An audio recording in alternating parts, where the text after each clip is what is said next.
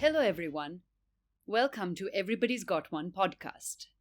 I'm Niro, And I'm Merl.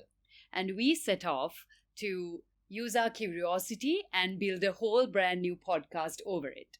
So this was a couple of years ago when we randomly decided to meet up and have conversations in successive weeks about things that interested us, and we realized that we wanted to make it more systematic, research about things and properly have a conversation about topics of interest. And then we also realized that since everyone seems to have a podcast, we should also take our conversations and ways of thinking out to the public, so it will force us to think about the things critically and engage with whoever might be interested in these topics. Yeah, so basically, we start off with a two-part series which we have titled Benefit of the Doubt, where we will explore different kinds of information that you see on a daily basis and the kind of pitfalls that you will fall into. So, in this series, we will look at not only the pitfalls but how you can be fooled less. So this will be like Niro said, a two-part series. In the first part, we will be talking about the idea of misleading information, or I think a better way to put it would be about partial truths, because most of the time what we hear on the news, what we hear from other people aren't exactly the full picture or the full situation of a given circumstance or a given story. Oftentimes we hear partial truths, incomplete truths, misleading information, both by deliberate evil actors and those who are genuinely misinformed themselves. So that would be the first part of the series. I mean, even the reason that we thought we should do something on misleading information or what is going on with the information that we see is the fact that we see a lot of debate, a lot of drama on social media. Many of us enjoy the social media threads, but what we need to understand is that we've realized people really seem to be hooked on a specific part of the truth or a specific segment of the truth, and they keep fighting over it. And especially when people are personally invested about a topic, or when they're passionate about something, they'll readily share and debate and argue over things without really thinking too much about it, or thinking too critically about it, or even taking the time to verify certain things. I mean, this is what we call in general terms bias. I mean, people are biased towards certain kinds of information, and they are more likely to share misleading information if they are biased towards something. And the current context of social media, and where algorithms create these filter bubbles where you only see certain kinds of information from certain kinds of people and groups, you are more likely to be vulnerable to these circumstances. And what we realize for the most part when we go about in the cyberspace is that we weren't sure about most things, and we didn't feel the need to propagate something we didn't know much about. So, but that didn't seem to be the norm among the social media, the Twitterati and the Facebook communities. Yes. Yeah, so we set out to think, okay, how can we as individuals maybe do better when we propagate information, and what sort of frameworks can we build on? And that's when Merle introduced me to this book called Truth by Hector McDonald, and I also listened to a podcast where he's featured in, and he sets off with the premise that there are different kinds of people with different agendas who will share their information. So he mainly talks about three kinds of people, and they are advocates, misleaders, and misinformers. So advocates, in essence, are typically good guys. They don't have any evil intention, but they will only give you a partial truth that really propagates the cause that they are dealing with. For example, it could be climate change, it could be feminism, it could be any different topic. So if he's talking about climate change, they'll say snow caps are melting. There could be multiple reasons as to why the snow caps are melting, but he will only tell you one specific point. So that's an advocate. Advocates, by definition, are advocating for something, so they want to advance a cause. And at most of the time, not that they are not aware of the remaining part of the truth or remaining part of the conversation, but just because they want to rally people around the cause, they will be using this partial information to present to you something that they are like interested about. So that's the first category of misleaders, I would say. And the second category would be the misinformers. The misinformers. And yeah. Misinformers are essentially the ones who don't know what's going on themselves. So these people may have read something, these people may have listened to something, and they have misunderstood what they have heard themselves. So they are propagating something unknowingly, which is not true. Yeah, there's one good example in the book, which is on quinoa cultivation. So some years back, many people decided that quinoa is good for health. It's one of the best food items to eat if you really want to lead a healthy lifestyle and not gain weight as well.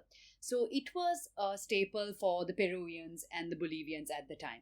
And this hike in demand obviously increased the prices of quinoa. So one misinformed journalist shot out an article which said, quinoa prices rise and Peruvians and Bolivians can't afford to eat their staple anymore. And people obviously felt bad, and it obviously got a lot of sympathy votes, and people stopped demanding quinoa as such.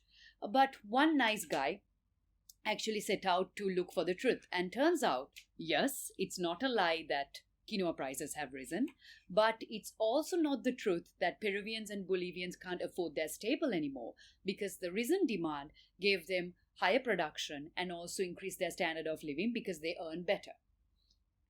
So the third kind are probably the worst kind out there, so who we call the misleaders.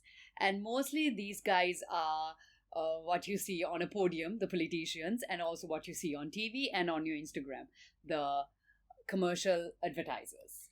These people usually have evil, usually very selfish motives in mind. So they want to use what's seemingly factual to their advantage. So they'll present to you with all sorts of anecdotes, stories, statistics to lead you down a path which isn't what's really going on about something. So those are the three kinds of people who will present to you like partial truths: misleaders, misinformers, and advocates. Yeah, so digging deeper, we'll go to the first kind of partial truth that you will find. And one of the main ones is history. And I love it when Merle explains history, because there's this little anecdote that he uses from Sri Lankan social media and politics. So over to you. So before we get into that anecdote, I think like we need to first understand why like history is such a potent such fertile ground for misinformation or partial truths, because history gives people identity. History gives people a sense of belonging to something larger than themselves. So people can usually, especially the misleaders, can usually take out parts of information, partial information from history, and present to you as the whole truth and the absolute truth, so that they can lead people towards a particular agenda. So I mean, if you, like Niro said, if you look at the Sri Lankan political landscape for the past 2 to 3 decades, you may have seen the two main parties using different eras from history and using them to their own advantage. So on one hand, you would have seen references being made to King Dutugamunu about how he defeated the foreign invaders and like unified the country under one flag. And on the other hand, you see another faction using the era of King Parakrambahu, where the trade and the commerce of the country prospered, and we had very intimate and close relationships with several countries, and we were known like all over the world, and we were like really a metropolitan global hub of sorts. I mean, as you can see, it's quite clear that what each party stands for, and to their advantage, they are looking at history. They are looking at like partial history without looking at all of its complexity, and how one doesn't necessarily stand alone on its own. For example, I mean, commerce cannot prosper if you don't have peace in the country, and vice versa. So these things, when you hear that Sri Lanka was such and such country, you might want to question, was it all that we were? I mean, was it as simple as these people portray this thing to be? I mean, I mean, we all understand it's not easy to investigate into the history. I mean, even for historians, the resources are scarce and very scrappy, incomplete. But just, I think the understanding that history is complex and it's not just a simple narrative itself will make you a more informed consumer of history. Yeah, and not to forget that history is also written from the eyes of the winner. So it's usually the victorious point of view that you see, the narrative. Um, we also have some international examples in which we think history was really used for a certain party's benefit. So one such is in the American history, some of these history books do not even mention the Ku Klux Klan, or they do not mention certain parts of slavery and what it did to America. And similarly, in Israel, they seem to have forgotten the fact that there were a lot of Palestinian refugees that fled the country as a result of Israel being formed or established as a Jewish state. And even in Sri Lanka, as a child growing up, how many of you really had access to history books or history on the Civil War, which we've all been plagued with? We grew up learning about India's history, King Ashoka and the like. We grew up learning about the Second World War, the First World War. But how many of us really knew about Sri Lankan history, the recent history ourselves? So we know that due to certain people benefiting from not having all the information in one place, and also the complexity that comes with information. We have limited time, like he said, we have limited resources, so we can't dig into every little thing. So it's also important that different types of information that come to you will definitely be partial in certain sense. I mean, a larger point about this whole conversation, which I think this is a good time to like get into, is to not feel the need to share everything that you see about every single topic out there. It's very likely that what you see at a first glance might not be the truth. If you are truly passionate or interested about something, like, do further research, be very slow to come into conclusions, and be very nuanced in your arguments and try to see the whole picture. And in that way only will you be able to, I mean, if you are passionate about something and want to make any meaningful change on something, that will be the only path to lasting and equitable change. I'm sure you've already started by questioning your mother on the WhatsApp news or the Facebook news stories that she gives out to you. So it's a beginning. I mean, it's funny when you say WhatsApp news. I mean, we tend to almost make fun of our parents and our older generation about like how they are easily misinformed and how they are gullible towards certain kinds of information. At a certain level, I guess like we all are gullible to some information, maybe not at the same degree, but so it's a reminder for all of us to be a bit more careful about these things. Secondly, what we could go into in terms of partial truths is statistics and numbers, because the world, I think, right now thinks that as long as a number is coupled with the fact that you're giving out, it's the ultimate truth. And numbers are almost indisputable, and if someone comes to you with statistics and like this is what science says, you are almost not supposed to argue against it. But science, you have to understand, is practiced by, again, humans who don't have all the information, and more importantly, numbers themselves, like when presented in certain ways, can be used to mislead people in a million different ways. Yeah, even in a work context, I prefer it when someone gives me a percentage over someone saying most likely, sometimes, probably. But I understand that it all depends on how that person has calculated the percentage. One really good example we could get into about statistics and numbers is Donald Trump, who people hail to be not the best in many things. But in this specific case, he's said that 94 billion people are unemployed in the United States of America. He didn't actually say unemployed, he said out of the labor force. But a lot of people just assumed it to be as unemployment statistics, whereas his number included the retired, those unwilling to work, and even students. Whereas an unemployment statistic would be people who are willing to work and in a specific age group as well. So if you look at the actual statistic of unemployment, it's close to 7.6 million, which is nowhere close to 94 million.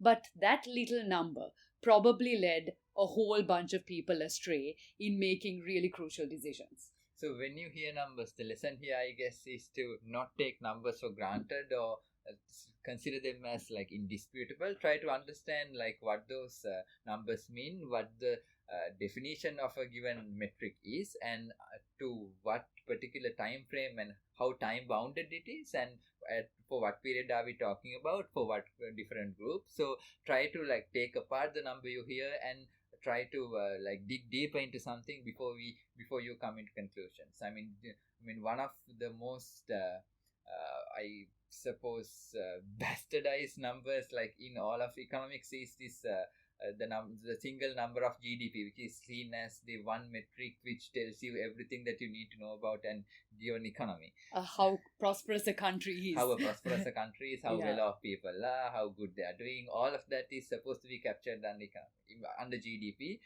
But like for those who understand GDP, it's a useful shorthand for what's going on in a country economically, but it has like major limitations, and the way it's calculated, if certain circumstances exist where like the definition of GDP can be swayed like by certain activities, then you need to be extra careful. I mean, this was the case in Ireland, and so in 2015, Ireland recorded a GDP growth of 26%. I mean, to put things in context, Yeah. during the same year, the fastest growers in the world, China, had a GDP growth of about 6.9%, and India was about 7.6%, and these numbers themselves were considered like historically great numbers, whereas Ireland went ahead and recorded a 26 GDP growth rate. I mean, And they prematurely celebrated it, apparently. I mean, not that this was technically a wrong calculation, but like what was missing was a lot of context. I mean, due to some tax concessions that Ireland had made like in the preceding months or even years, so several companies had transferred their operations to Ireland, and without any economic activity really happening, these companies recorded their incomes into accounts within Ireland, and since like those activities were reflected in Ireland accounts when they were calculating the national account, so what you call the GDP, so and the year-over-year growth of the GDP was a staggering amount. So GDP growth itself is GDP is very widely used by like both sides. I mean, the ruling party and the opposition party in any given country to make certain claims, but like it's not as straightforward as you might think. Even recently, you mentioned an example, I think, in terms of the stock market in the USA. Yes, I think this was this was definitely during the coronavirus pandemic, and the stock market, this is I think I don't remember what exactly the stock market was, probably the New York Stock Exchange, but like it had been going down so drastically over consecutive days that one day it made a comeback, and because it had gone down so much, the comeback relative to the previous day was like relatively good. And in percentage terms, like Mr. Donald Trump went ahead and claimed that it was the single greatest comeback in the stock market history, which was technically true, but like when it had gone down so much, I mean, it was bound to come back at one point, and not that it returned to like previous heights, but it made some recovery, and he went ahead and claimed all responsibility and like portrayed himself as the reason behind the surge of the stock market. But more often than not, I mean, it's quite likely that he had very little to do with it, and the recovery of the GDP figure really didn't mean much. I mean, not that it was a bad thing that it recovered, but really didn't mean much within the large context of things. So basically, we discussed two things. It's just that not only statistics have their own flaws, but also the fact that take these numbers in context and see what relevance is. Don't look at numbers in absolute numbers as, is this big? Is this small? are questions you should probably ask if somebody throws a random absolute value at you. I mean, the other aspect or the other kind of partial truths or misleading information that we'll be delving into is stories. I mean, I think you have quite a number of examples which you can use. So stories. One of the first ones I would like to talk about is how the Hector McDonald. He's also a communication strategy expert, and he gives out this example of how Coca-Cola talks about the company history. It's important for most corporates to shape their history in such a way that it is influential to their current employees and also as like a brand proposition for its consumers. So Coca-Cola talks about its history and when it was founded, and it completely forgets this one brand of theirs, which is Fanta, which was actually uh, established at the during the Nazi regime. But they don't talk about it in case people directly correlate it to the Nazis and think it's some sort of terrible brand that was introduced at the time, which is not really the case. It has nothing to do. It had nothing to do with the Nazis. It's just because they couldn't import Coke at the time, and they needed to make another sugary drink. But you sometimes pick certain parts of your history to make stories and weave it around it. And I think another good example for Sri Lanka would also be how people tell you the story of Ramayana and how differently Indians talk about it versus the Sri Lankans. Take a simple cricket game for Sri Lankans also. That's how you view it. Whereas one person would talk about that one time they won, the other party will talk about the one time they won as well. So nobody is defeated in that sense. I mean, we need to understand stories in terms of the explosion of information that's around us, and stories are a means of making sense of the world, putting some filters into the world, and like reducing a complex web of facts, information, contradictions into a causal narrative. I mean, it's not always straightforward, but sometimes when like wielded properly by people with good faiths and good motives, stories can be really, really powerful. I mean, companies use stories all the time. So they have brand stories, they have corporate stories. I mean, these stories are supposed to reflect the values that a company holds. And the stories by themselves aren't necessarily good or bad, but it again depends on the actors and those who wield stories in certain ways to advance certain agendas. Then the stories themselves can be problematic. I mean, I was telling you this example about like from my own school days, where like I used to be like a track and field athlete back in the school, and like for the longest time, for good 7, maybe even 8 years in my like school athletic days, we were losing, and we were losing very badly. But like due to this chance encounter, we I think this was in 2006 ish. Yes, in 2006 we won this one race, and this was a relay, what you call a 400 meters relay. And we started telling ourselves, I mean, started even just putting a hypothesis out there that maybe we are like good at relays. I mean, we this is our thing of sorts. So we decided to buy into that story ourselves and decided to practice harder. Decided to train together as a team, and that story reinforced itself, and we started running more relays, and that became a self-fulfilling prophecy. I mean, this is what happens in organizations as well. And the point of all of this is that, I mean, when you keep telling stories to yourself, then they will become self-fulfilling prophecies, and you will reflect whatever the values that are embedded in those stories. So be really careful about which stories you pick, which stories you buy into. I mean, it's impossible to like go about the world without buying into certain stories, because there's so much information out there, and you can't like pass through everything and make sense of everything. It's just that stories can be equally used by like bad faith actors, like who want to advance their own like selfish agendas. Yeah, for example, take certain celebrities, Elon Musk or Ellen DeGeneres. you see a lot of good things being said about Elon Musk. So his whole story, we could probably expect an autobiography or a movie very soon about the good things in his life. But there are also those guys who say he's like a sweatshop driver and he's really terrible to his people. The Tesla factory, he's got rid of all the managers. So this is the kind of person he is. So even about a person, a single person, so many narratives can be made.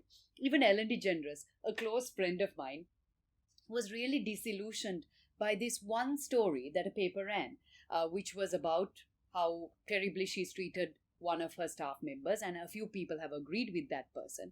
But in smaller fine print in that article were a few people who disagreed, saying, hey, Ellen wasn't so bad to me. So maybe it was your subjective experience.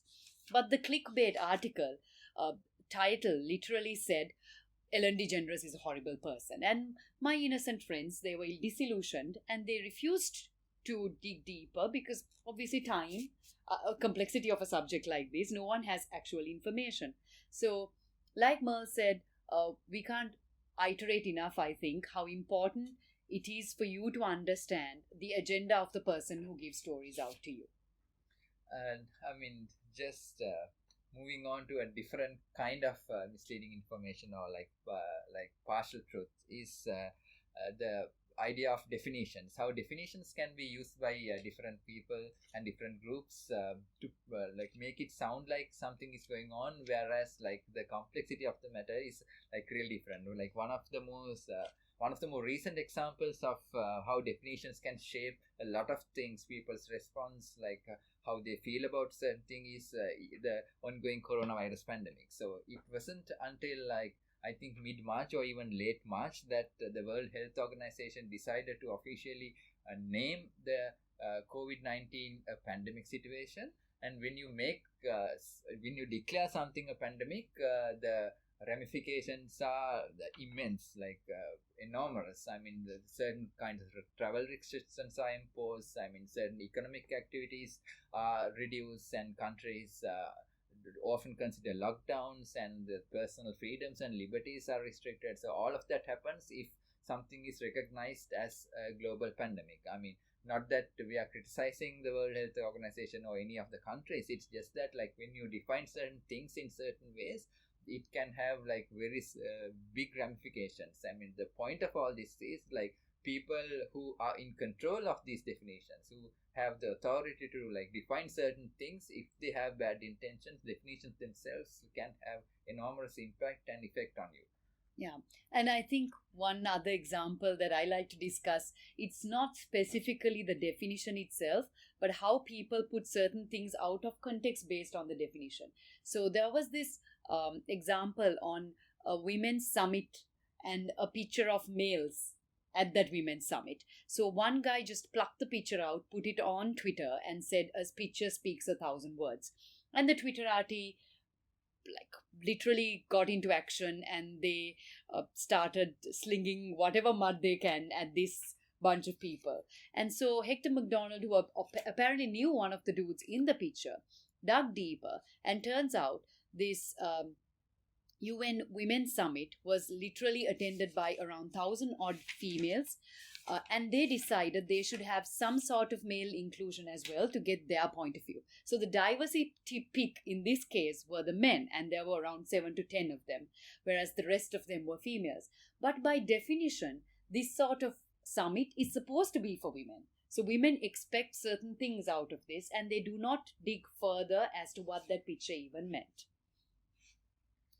And one of the more contentious and one of the most sensitive aspects of kinds of misleading information is when like views on morality are presented as truths. And often people are least receptive to anything that's they hold dear, and if something that's against their values or like moral positions are presented, they almost dismiss even without like hearing you out. I mean at a broad enough level, I mean, we can agree that things like it's wrong to kill, or it's wrong to steal, or it's I mean, any number of things. But like when you dig real deeper, and when certain complexities arise, I mean, morality cannot be used as truth. For example, I mean, when it comes to abortion, I mean, yes, we understand that like killing is bad, but like, I mean, it's not just about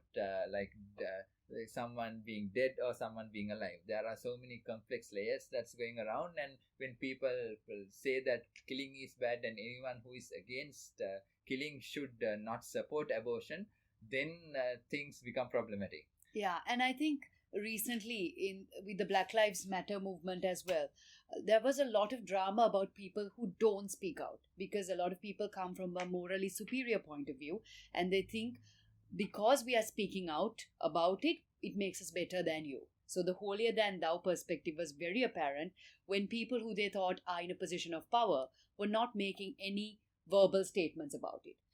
And people who have agendas, especially in times of crisis and times of great societal wide, almost reawakening of sorts. I mean, can use these instances and can use these moral subjective truths to advance certain agendas. And anybody who dares to question their views or positions are viewed as, in the US's case, as racists or bigots or whoever.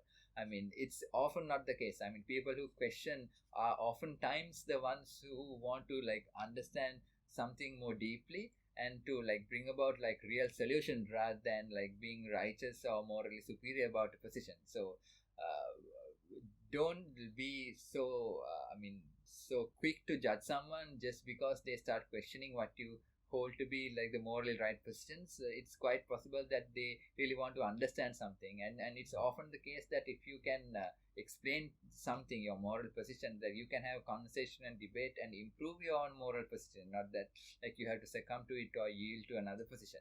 So like moral truths is very sensitive, it's very contentious, but it's very important that like since a society is held together by like our moral values, that we take time to like understand morality in a more nuanced manner. Yeah, so that's it for all the pitfalls that we will be talking about in terms of the partial truths. It's a very extensive list. Many things can get added as we go on.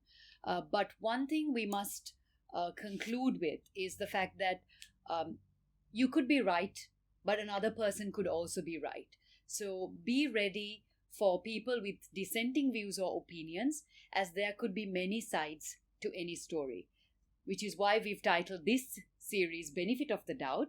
So if we conclude some of the pitfalls that we discussed numbers, we discussed history, we discussed stories, we discuss definitions, and we discuss morality. I mean, what we did really was like, so the book, the book Truth, 13 Reasons to Question Everything You Are Told by Hector McDonald actually goes on to present like 13 kinds of partial truths or different kinds of truths really. I mean, so he has actually divided the book into 4 parts, like partial truths, subjective truths, artificial truths, and unknown truths. I mean, we can really highly recommend this book for anyone like who's online and who want to consume information. I mean the book is so good that I think like Niro herself has read this about like 3 to 4 times already. Yes.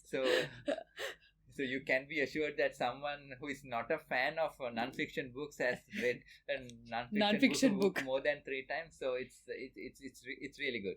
Yeah, even the examples are very comprehensive, and it's a really good detailed read, and it's not boring. Like most of these non-fiction books like put me to sleep because there's a lot of jargon and it can get boring, but this is not one of them, and it's very relevant in today's context. So in this conversation, in this episode, we presented what you need to be on the lookout for when you hear and see things, and in the next episode we hope to give you with a set of tools to really systematically pass through the information. I mean, this is going to be part of your toolkit, but we are going to add to that toolkit and give you other ways of really thinking critically and forming a less wrong opinion about something.